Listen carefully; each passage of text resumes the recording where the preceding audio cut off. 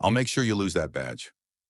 Maya Carter's voice cuts through the supermarket's hum, her hazel eyes burning into Officer Daniel Grayson.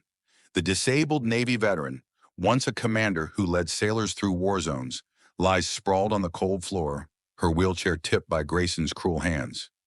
This isn't just an assault, it's the spark that ignites a battle against corruption in Crestwood's shadows. Who is Maya, and what secrets from her past will unravel a conspiracy? Will she outsmart a police chief hiding deadly truths, or become his next victim? Stay tuned to find out. If you're loving this story, hit that subscribe button and ring the bell for our latest videos. Drop a comment. Where are you watching from? Join us as Maya fights for justice and discover why some heroes never break. The Crestwood supermarket pulsed with the hum of fluorescent lights, a sterile glow casting long shadows across the linoleum floor. Maya Carter glided through the aisles in her electric wheelchair, its soft whir a quiet rebellion against the world that often overlooked her. Her dark hair was pulled into a tight bun, accentuating the faint scar tracing her jaw, a silent testament to battles fought far from the sleepy Virginia town. Once a Navy intelligence officer decorated with the Purple Heart and Bronze Star, Maya had commanded sailors through war zones, her mind sharper than any blade. Now retired with honors after an IED stole her legs, she was just another face in Crestwood, dismissed by most as the lady in the chair. But Maya Carter was no ordinary woman, and today fate would remind this town of that truth. Her hazel eyes scanned the shelves, precise and calculating, as she reached for a jar of olives. The faint clink of glass was drowned out by heavy footsteps approaching. Officer Daniel Grayson, mid-30s, swaggered toward her, his police uniform taut against a frame that carried more arrogance than muscle.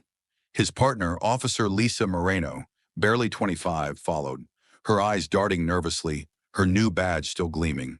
Grayson's gaze locked onto Maya, his lip curling into a sneer that spoke of prejudice older than the town itself. "Ma'am," he said, voice dripping with false authority, "we're investigating a shoplifting report. You match the description. Dark hair, alone, acting suspicious." Maya's hand paused midair, the jar still in her grip. Her voice was calm, a low current of steel running beneath it. "I've been here 15 minutes, officer. Check the cameras." She set the jar in her basket, her movements deliberate, unruffled.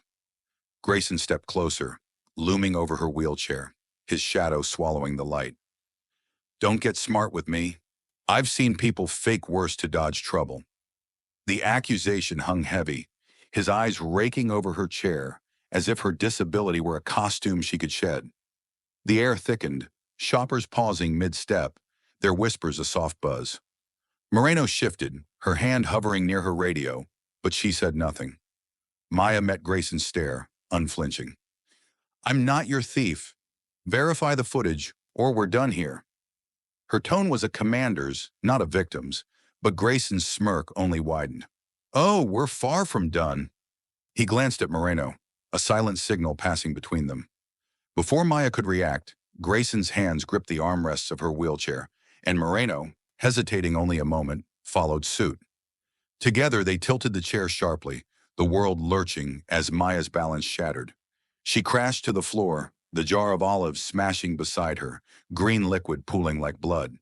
Pain seared through her hips, a white-hot echo of that desert explosion years ago.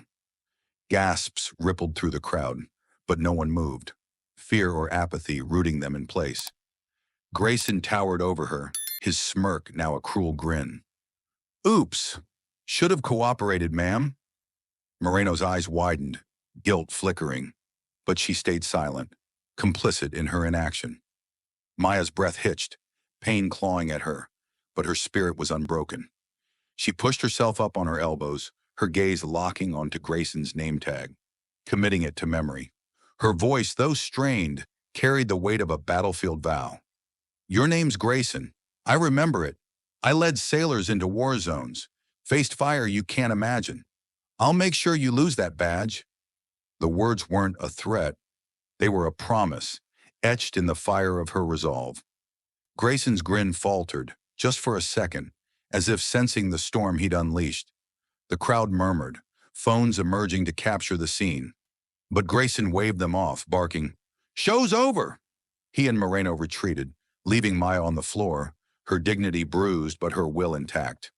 A teenage cashier, trembling, helped her back into her chair, whispering apologies. Maya nodded, her jaw tight, and wheeled out, the weight of every stare burning into her back. In her modest apartment, the walls lined with books and a shadow box of medals, Maya's hands shook, not from pain, but from fury. The Purple Heart gleamed under the lamplight, a reminder of sacrifices Grayson could never comprehend. She grabbed her phone and dialed Elena Alvarez, her old friend and a former JAG officer turned civil rights lawyer. "Elena, it's Maya," she said, her voice steady now, a commander rallying her forces. "Police assault, ADA violation, the works. They pushed me out of my chair, humiliated me. I need you." Elena's response was immediate, crackling with resolve. "Send me every detail. Names, times, witnesses. We're filing a Section 1983 complaint by morning, plus ADA violations." They messed with the wrong woman.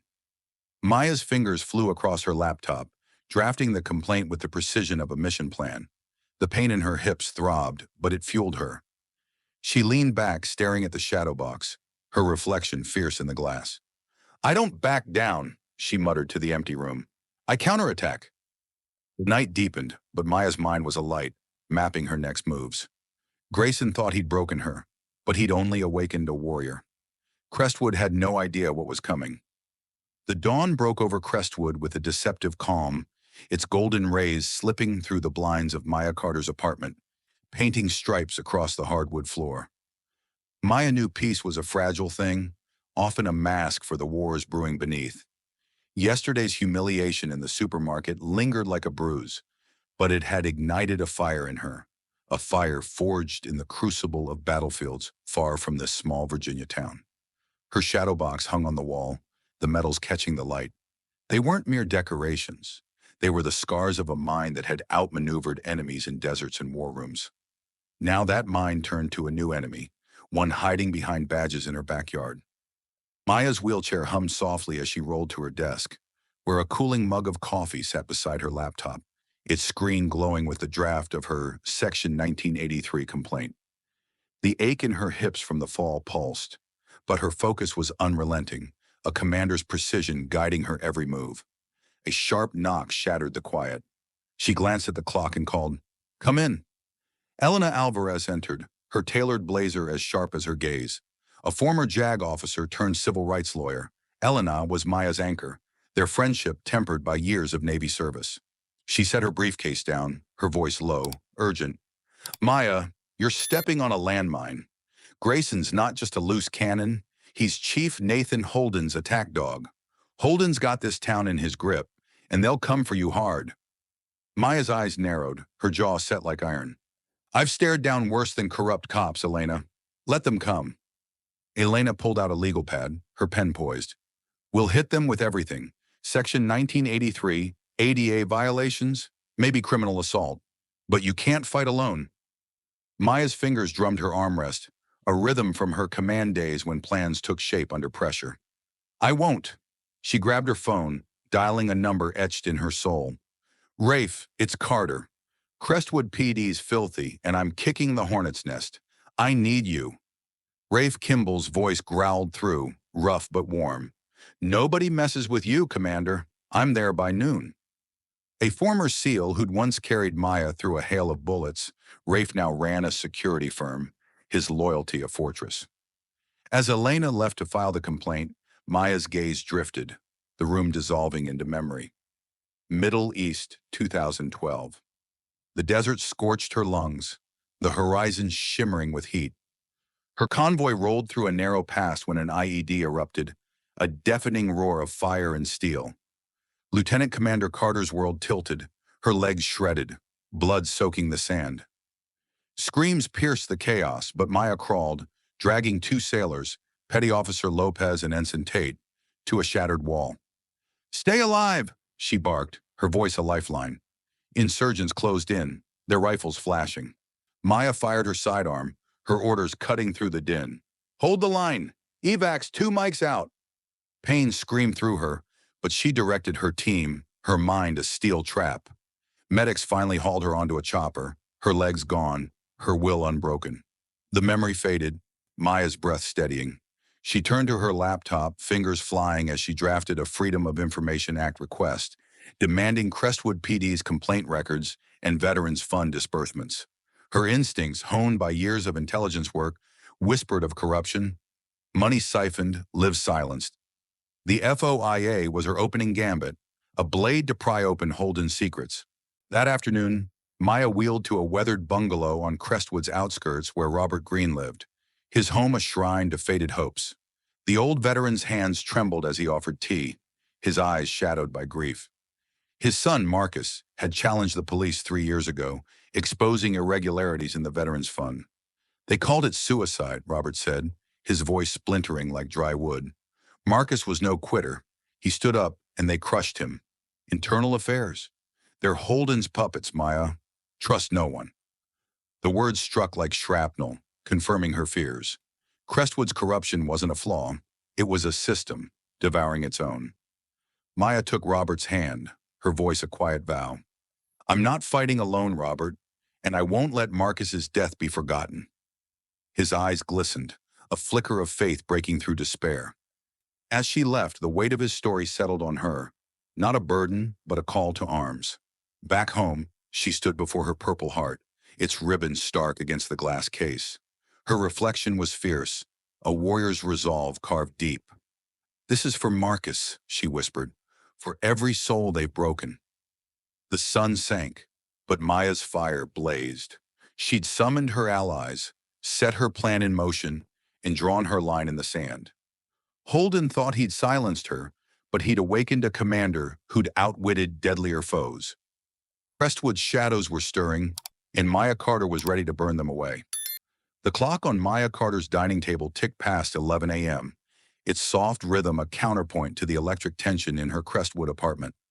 The room, once a haven of quiet routine, now pulsed with purpose, transformed into a command center where every move was calculated. Papers sprawled across the table, legal drafts, handwritten notes, and a laptop screen flickering with open files, each a weapon in Maya's growing arsenal. She thrived in the crucible of strategy, her mind a steel trap honed by years of outwitting foes. Chief Nathan Holden thought he could bear her with delays and intimidation, but Maya was already 3 steps ahead, ready to turn his hubris into a noose. Her wheelchair glided smoothly to the table's edge, where Elena Alvarez sat, her pen slashing through a document with surgical precision. The former JAG officer's dark eyes flicked up, her voice taut. Holden's dodging the FOIA request, Maya. His office sent a pathetic excuse. System errors, or they say. It's a stall tactic. He's protecting something dirty. Maya leaned forward, her hazel eyes glinting like polished flint. He's nervous. Good. Let's tighten the screws. Her fingers tapped the table, a commander's cadence. Orchestrating the next move in a chess game, Holden didn't yet know he was losing. Elena slid a draft letter across the table, its text bristling with legal menace. This is a demand letter. It threatens court action if he doesn't produce the police complaint, records, and Veterans Fund details by tomorrow. We're not playing his game. Maya scanned the letter, her lips curving into a predator's smile. Perfect. He'll squirm, and when he does, he'll slip. Elena nodded, gathering her papers. I'll file it by noon. But Maya, expect pushback. Holden's got allies. Politicians, donors. They won't sit quietly. Maya's gaze didn't waver. Neither will I. As Elena left, Maya's phone buzzed with a text from Sarah Nguyen, the supermarket manager and an old friend from her Navy days. Footage secured. Meet me at the diner, 1 p.m. Maya's pulse quickened. The supermarket security cameras had captured her fall. Grayson's deliberate cruelty, Moreno's complicity. That footage was dynamite, a key to exposing their abuse. She grabbed her coat, her wheelchair humming as she headed out, the crisp Virginia air sharpening her senses. At the diner, Sarah slid a USB drive across the table, her voice low. It's all there, Maya. Grayson tipping your chair, laughing as you hit the floor. I made copies just in case. Maya's fingers closed around the drive, her voice steady but fierce. You're a lifesaver, Sarah. This changes everything. Sarah's eyes softened. You don't deserve what they did. Nobody does. Maya nodded, pocketing the drive, her mind already racing to safeguard it. Back home, the apartment buzzed with new energy as Rafe Kimball arrived, his broad frame filling the doorway. The former SEAL's graying beard did little to soften the intensity in his eyes, a warrior's focus undimmed by time. "Commander," he greeted, his voice a low rumble. "Heard you're hunting dirty cops.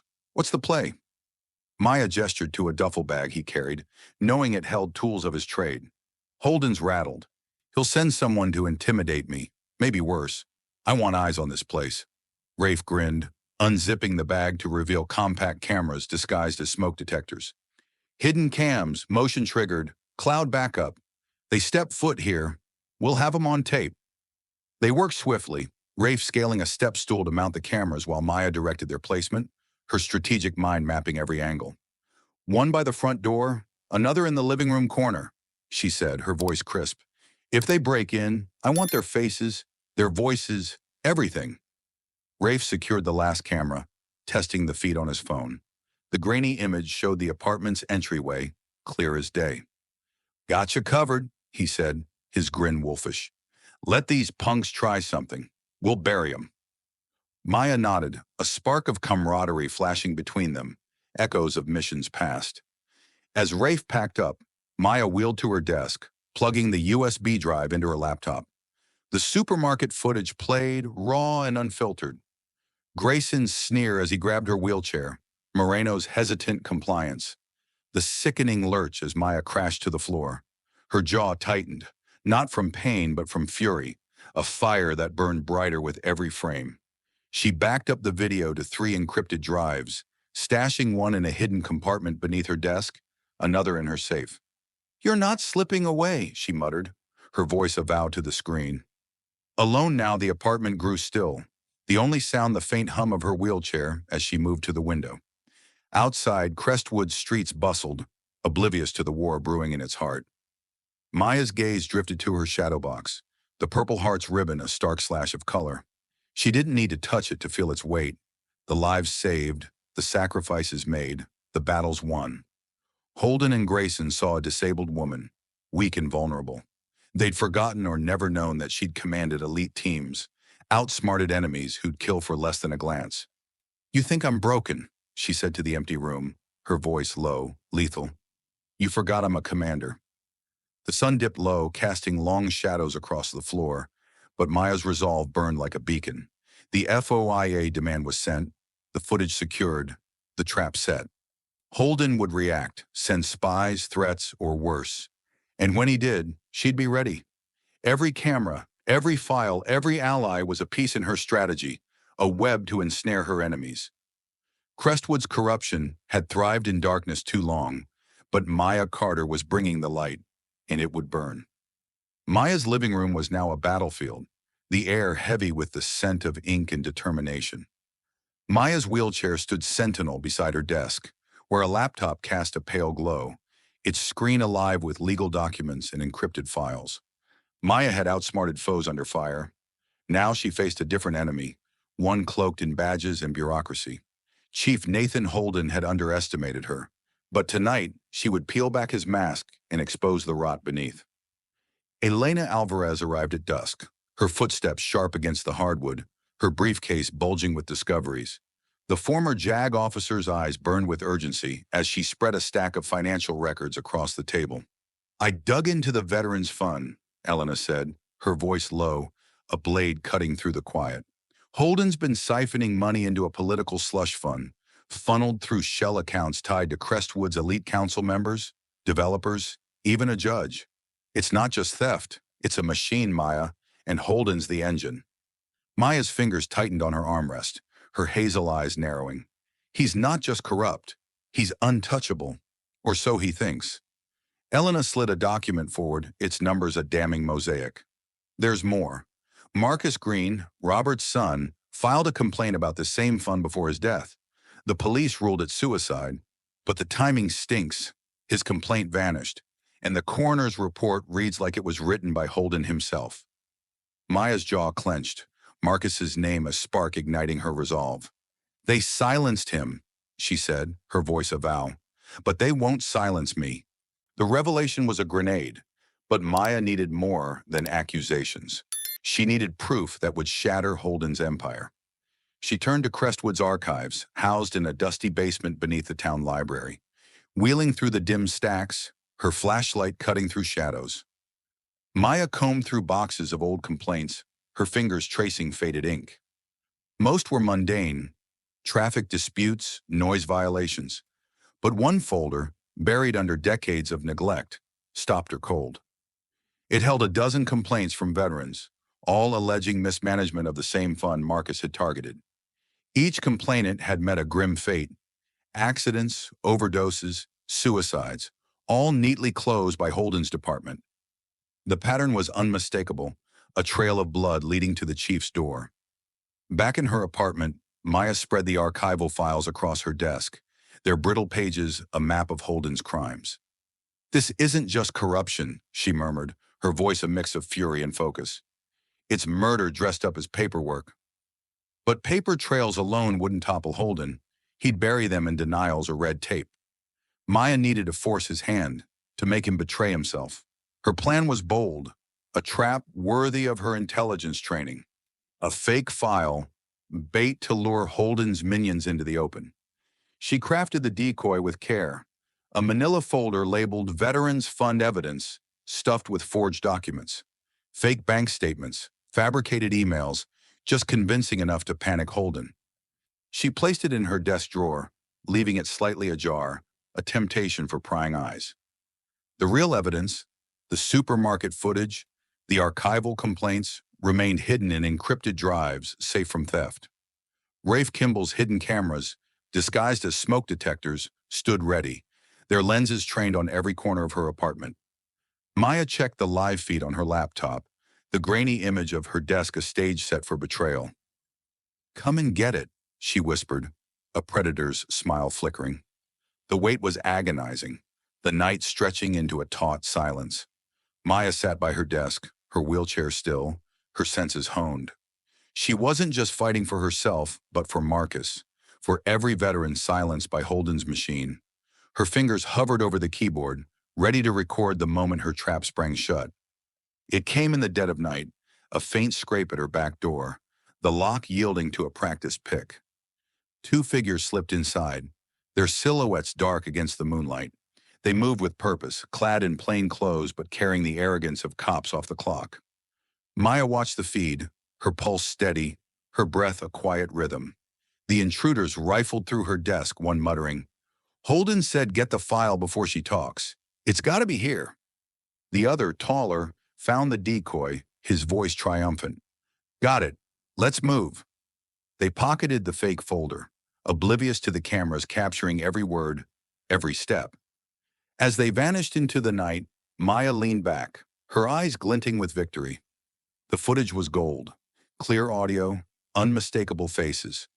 Holden's name spoken like a confession. She saved the file to her encrypted drives, her hands steady despite the adrenaline coursing through her. "You just buried yourself, Holden," she said, her voice a low growl. The trap had worked, the enemy revealed in their own words. Elena's call came at dawn, her voice electric with anticipation. "I've got the financial records locked down, Maya. With the right evidence, we can tie Holden to the slush fund and Marcus's death." Maya sent her the intruder footage, a digital dagger. "This is it, Elena. They took the bait, and we've got them on tape." Elena's silence was brief, then resolute. "This changes everything. We're not just suing, we're dismantling his empire." Maya wheeled to her window, the first light of day painting Crestwood streets in soft gold. The town looked peaceful, but she knew better. Holden's machine was vast, its tendrils deep, but she'd struck a mortal blow. Her gaze drifted to a framed photo of her old Navy team, their faces frozen in a moment of camaraderie, unaware of the blast that would shatter their lives. "You thought I was weak," she whispered to the empty room, her voice a vow. "You forgot I outsmarted death itself." The footage, the archives, the financials, they were her arsenal now, and Holden's reckoning was coming. The Crestwood Town Hall stood like a weathered coliseum, its brick walls trembling with the pulse of a town on the brink. Maya Carter's wheelchair cut through the dusk, its steady hum a war drum echoing in the charged air. She was no stranger to battles, but this one felt like a reckoning. Flash, not of bullets, but of truth against lies. Tonight she would face the council and the man who'd built an empire on betrayal, Chief Nathan Holden. Her resolve burned brighter than any fear, a flame kindled by the voices of those silenced before her. Inside, the council chambers crackled with tension, the air thick with the murmur of a packed crowd. Maya's entrance silenced the room, her wheelchair carving a path through the sea of faces. Some curious, some hostile, a few lit with hope. Elena Alvarez walked beside her, the former JAG officer's briefcase a weapon of law, her eyes sharp as a hawk's. Days earlier, they had filed a federal lawsuit in U.S. District Court, a surgical strike accusing Holden and Officer Daniel Grayson of civil rights violations and ADA discrimination. The suit was a declaration of war, and this meeting was its first public salvo. Rafe Kimball and Robert Green stood behind Maya, their presence a quiet fortress. Rafe, the former SEAL, scanned the crowd with a predator's instinct, his loyalty to Maya unyielding. Robert, whose son Marcus had paid the ultimate price for defying Holden, gripped his cane, his gaze fixed on the council dais. The townsfolk parted, their whispers trailing Maya like smoke. She felt their scrutiny but met it with a commander's poise, her hazel eyes daring anyone to challenge her right to be here. The council sat elevated, their faces a mix of unease and defiance. Mayor Clara Evans, her silver hair pulled tight, called the meeting to order, her voice strained. "We're here to address recent allegations against our police department," she said, glancing at Holden, who sat to her right, his uniform crisp, his expression a mask of calm. Grayson stood near the back, his arms crossed, his smirk barely concealed. Maya's hands tightened on her armrests, but her face betrayed nothing. Elena rose first, her voice clear and cutting. "We've filed a federal lawsuit against Chief Holden and Officer Grayson for violating Ms. Carter's rights and discriminating against her disability. We demand transparency and accountability." She placed a stack of documents on the dais, copies of the complaint, financial records hinting at Holden's corruption, and a USB drive labeled evidence. The council stirred, their murmurs rising, but Holden's eyes narrowed, a flicker of unease breaking his facade. Maya wheeled forward, taking the microphone. The room fell silent, every eye on her. Her voice was steady, a blade forged in fire. "I led sailors through battle, trusted with lives under fire. I came to Crestwood seeking peace, but your chief and his officers saw a disabled woman and thought they could break me. They were wrong." She paused, letting her words sink in. "Holden's machine thrives on fear, silencing anyone who dares speak. Marcus Green spoke, and he's gone. I'm here for him, for every soul you've crushed. I demand justice, not promises, not excuses. Enforce the law, or I'll drag this town to federal court." The crowd erupted, some cheering, others shouting in protest. A man in the back yelled, "She's lying," but was drowned out by applause. Mayor Evans banged her gavel, her face pale. Holden leaned forward, his voice smooth but venomous. "Ms. Carter, these are serious accusations. You have no proof, only stories." His words were a challenge, but Maya was ready. Rafe stepped forward, his presence commanding. He inserted the USB drive into a projector, and the room dimmed as the screen flared to life. The supermarket footage played first, Grayson and Moreno tipping Maya's chair, her fall a gut punch to the audience. Gasps rippled through the crowd, followed by murmurs of outrage. Then came the intruder footage. Two off-duty cops, sent by Holden, rifling through Maya's desk, their voices clear. "Holden needs this file gone." The evidence was undeniable, a noose tightening around the chief's neck. Holden's mask cracked, his face flushing as he rose. "This is a setup," he roared, pointing at Maya. "She's manipulating you." He stormed toward the exit, shoving past Grayson, who stood frozen, his smirk gone. The crowd surged, some blocking Holden's path, their phones raised, recording every moment. Maya's voice cut through the chaos, calm but unyielding. "Running won't save you, Chief. The truth doesn't hide." Mayor Evans, her hands trembling, called for order. We'll investigate these claims thoroughly, she stammered, her authority crumbling. Officer Grayson, you're summoned to testify next week. Grayson's eyes darted to Holden's retreating figure, betrayal flashing across his face. The council adjourned in disarray, the crowd spilling into the hall, their voices a cacophony of anger and hope. Outside, Maya wheeled into the cool night, Elena, Rafe, and Robert at her side. The town hall's lights cast long shadows, but the weight on Maya's shoulders felt lighter. We shook them, Elena said, her voice fierce. This is just the start. Rafe nodded, his gaze scanning the parking lot. They'll hit back, Commander. Stay sharp. Robert clasped Maya's shoulder, his voice thick. Marcus would have been proud. Maya looked across Crestwood, its streets deceptively calm. Her gaze drifted to the horizon, where storm clouds gathered. A framed photo of her old Navy team waited at home, their faces a reminder of battles fought and won. You thought you could silence me, she whispered to the night, her voice a vow. But I'm just getting started. The council was rattled, Holden exposed, and the town awake. Maya Carter had turned the tide, but the war was far from over. The Crestwood Federal Courthouse rose against a crisp autumn sky, its stone columns standing like sentinels over a town on the brink of reckoning. Maya Carter sat poised in the courtroom, her presence a quiet storm, her resolve forged through a relentless pursuit of truth. She had unraveled Chief Nathan Holden's corrupt empire, exposing a machine that thrived on silence and fear. Today the law would speak, and Maya was ready to hear its verdict, not just for herself, but for every soul Crestwood had failed. The chamber hummed with anticipation, reporters jotting notes, residents craning for a glimpse of history. Elena Alvarez, the former JAG officer turned civil rights lawyer, sat beside Maya, her briefcase open, her gaze steady. Their federal lawsuit, a meticulously crafted weapon, had woven together damning evidence. Financial records, archival complaints, and video proof of Holden's crimes. Judge Amelia Thornton ascended the bench, her silver hair framing a face etched with authority. Her gavel fell, a sharp crack silencing the crowd. This court finds substantial evidence of civil rights violations and disability discrimination by Officer Daniel Grayson and Chief Nathan Holden, she declared. The case will proceed, with additional charges under review. The ruling struck like lightning, the courtroom erupting in murmurs and gasps. Grayson, seated across the aisle, stared blankly, his once arrogant posture deflated, his career unraveling. Holden, absent and suspended, was a fading specter, his power stripped by the truth. Elena's hand grazed Maya's, a silent victory.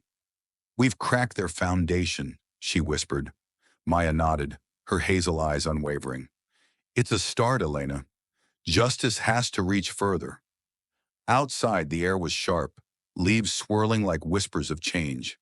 Maya met Robert Greene in a quiet park, where he sat on a bench, his weathered hands clutching a faded photo of his son, Marcus. The veteran's face was a map of grief, but hope flickered as Maya handed him a folder. Inside were Marcus's complaint against the Veterans Fund, now corroborated by Elena's financial records, and a court affidavit affirming its validity. Marcus was right, Robert, Maya said, her voice soft but resolute. They stole from our veterans and silenced him for it. This fight isn't over. We'll honor him. Robert's eyes glistened, his fingers tracing the folder's edge. You gave my boy back his truth, he said, voice breaking. I thought I'd lost him forever. Maya squeezed his hand, a bond forged in shared loss, a promise to carry on. The Crestwood Veterans Cemetery stretched across a gentle hill, its white stones gleaming under a golden sun. Maya moved through the rows, the gravel crunching softly, until she reached a grave marked for Petty Officer Lopez, a sailor who'd stood by her in a desert long ago. From her lap, she lifted a small, worn compass, a gift from Lopez during their last mission, its needle still pointing true. She placed it on the stone, her fingers lingering, her voice a murmur on the breeze. Some battles don't end, she said, but we fight so others can rest.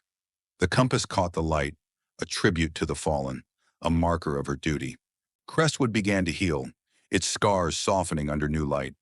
The town council, humbled by the public outcry, named Officer Lisa Moreno interim chief.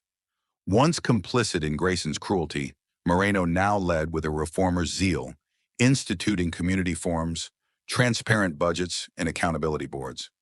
Her badge, once tarnished, became a pledge to rebuild trust.